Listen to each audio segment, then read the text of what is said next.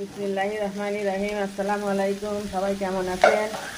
আমি ছোট ছোট শুটকি চিংড়ি ভাজি করব, তাই পেঁয়াজ রসুন কাঁচা ঝাল এগুলো ভালো করে ভেজে নেব।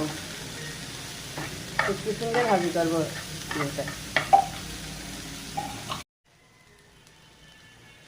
পেঁয়াজ রসুন ভাজা হয়ে গেছে, এবার আমি চিংড়ি মাছগুলো দিয়ে দিচ্ছি। দিয়ে লবণ আর হলুদ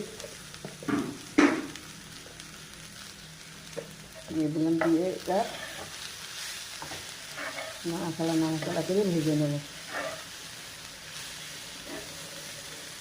ধনে পাতা কুচিয়ে দিয়ে দিলাম।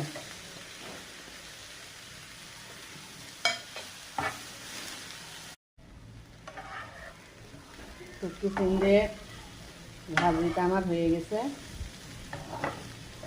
সবাই একটু লাইক কমেন্ট শেয়ার করবেন, ফেসবুকে ইউটিউবে একটু সাবস্ক্রাইব করে দেবেন নতুন যারা দেখবেন। শুটকি চিংড়ি মাছ কে কে পছন্দ করেন? আমার খুব পছন্দ, জানাবেন কমেন্টে। আল্লাহ হাফেজ।